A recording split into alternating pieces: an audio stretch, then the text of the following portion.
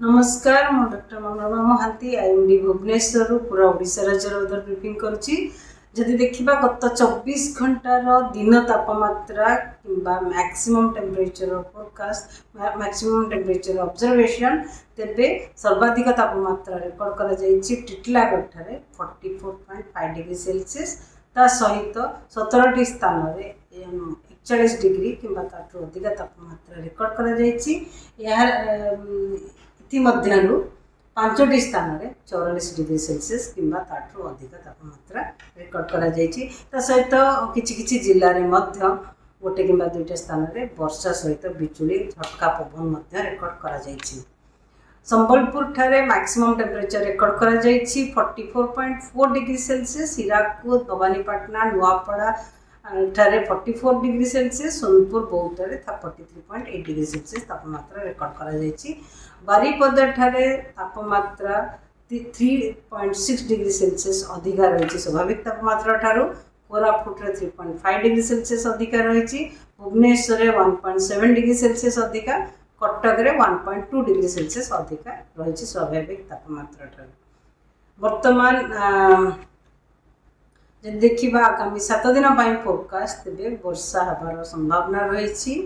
आमर orange alert issue करा जायछि जोटारे कि वर्षा सहित बिजुली घड़घड़ी झटका पवन 50 ରୁ 60 किलोमीटर पर आवर रे सहित गोटे कि दुईटा स्थान में कुआपथर वर्षा होगार संभावना रही। जमीक सुंदरगढ़ झारसुगुड़ा संबलपुर देवगढ़ अनुगुल ढेंकानाल केउंझर मयूरभंज जिले में अलग जिला गुड़िक जमीक आम उपकूलवर्ती अंचल जिला गुड़िक सहित बरगढ़ सोनपुर बौद्ध कंधमाल रायगढ़ कलाहांडी नवरंगपुर कोरापुट मालकानगिरी जिले में वर्षा गोटे कि दुईटा स्थान में सहित बिजुली घड़घड़ी झटका पवन 40 ରୁ 50 किलोमीटर पर आवर रही संभावना रही।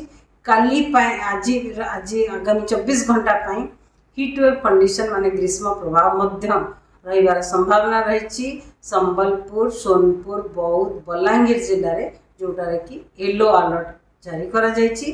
ता सहित गुळुगुळी लगी रमर उपकूलवर्ती अंचल जिला गुड़िक सहित कलाहांडी एवं नुआपड़ा जिले में काली पाग स्थिति सामान रही। 28 तारिख रे आमर ऑरेंज अलर्ट इश्यू करा जायछि मयूरभंज केउंझर बालेश्वर भद्रक जाजपुर केन्द्रापड़ा जगतसिंहपुर कटक जोठारे कि गोटे कि दुईटा स्थान में वर्षा सहित बिजुली घड़घड़ी एवं झटका पवन 50 ରୁ 60 किलोमीटर पर आवर रही संभावना रही।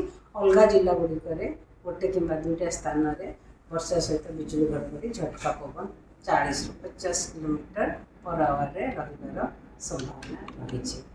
28 तारिख रे हीट वेव कंटिन्यू करिवो आमर संबलपुर सोनपुर बलांगीर बौद्ध जिले में सहित उपकूलवर्ती अंचल जिला एवं कलाहांडी नुआपड़ा गुळुगुळी जारी रही। जदि 29 तारिख देखा तेबे आमर नॉर्थ ओडिशार अधिकांश जिला अनेक जिले में आमर ऑरेंज कलर अलर्ट जारी करा जायछि जोटा कि सुंदरगढ़ देवगढ़ अनुगुल ढेंकानाल कटक जगतसिंहपुर केन्द्रापड़ा जाजपुर भद्रक बालेश्वर मयूरभंज केउंझर रे ऑरेंज अलर्ट जारी करा जायछि जोटार कि वर्षा सहित पवन बिजुली घड़घड़ी पवन गति रहइबो झटका पवन गति रहइबो 50 ରୁ 60 किलोमीटर पर आवर से ऑरेंज अलर्ट जारी करा जायछि। ता सहित मयूरभंज एवं केउंझर जिले में गोटे कि दुईटा स्थान में प्रबल वर्षा होबार संभावना रही। अलग जिला गुड़िक किसी स्थान में हल्का मध्यम वर्षा सहित बिजुली घड़घड़ी झटका पवन 40 ରୁ 50 किलोमीटर पर आवर रही संभावना रही। सहित उपकूलवर्ती अंचल जिला गुड़िक गुळुगुळी लगी रही।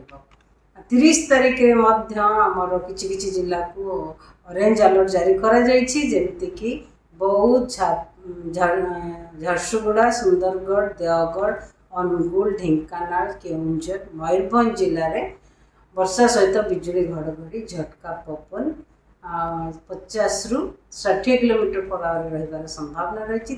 सहित सुंदरगढ़ केउंझर मयूरभंज जिले में गोटे कि दुईटा स्थान में प्रबल वर्षा होबार संभावना रही। आमर उपकूलवर्ती अंचल जिला गुड़िक ता सहित रायगड़ा कोरापुट मालकानगिरी रे वर्षा सहित बिजुली घड़घड़ी झटका पवन 40 ରୁ 50 किलोमीटर पर आवर रहिबार संभावना रही। अलग जिला गुड़िक झटका पवन 30 ରୁ 40 किलोमीटर पर आवर रहिबार संभावना रही। आमर उपकूलवर्ती अंचल जिला गुड़िक गुड़गुड़ी लगी रहिबो। 31 तारीख जदि पूर्वानुमान देखा तेज आम उपकूलवर्ती अंचल जिला गुड़िक सहित रायगड़ा कोरापुट मालकानगिरी मयूरभंज केउंझर जिले में वर्षा सहित बिजुली घड़घड़ी झटका पवन 40 ରୁ 50 किलोमीटर पर आवर जिलार गोटे किंबा दुईटा स्थान होबार संभावना रही। 31 तारीख में आम उपकूलवर्ती अंचल जिला गुड़िक गुड़गुड़ी लगी रहिबो।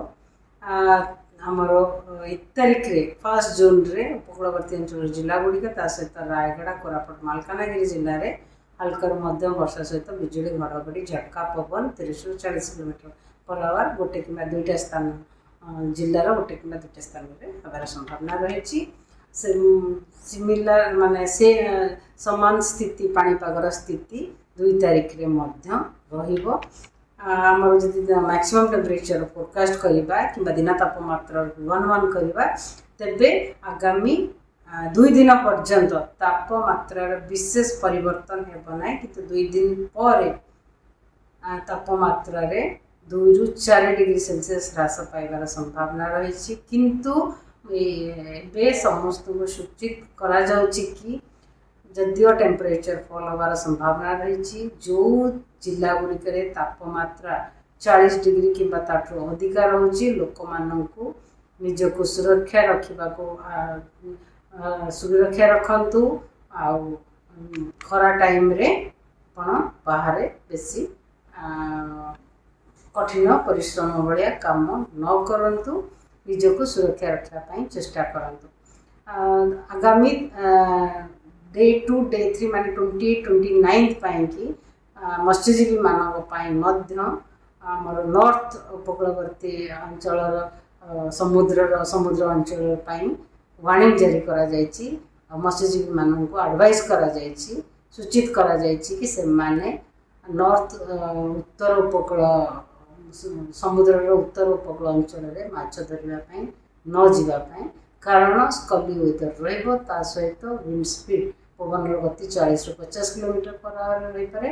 बेले बेले झटका पवन 60 किलोमीटर पर आवर होबार संभावना रही। से मत्स्यजीवी मानक समुद्र भीतर को जीवाकू मना करा जायछि।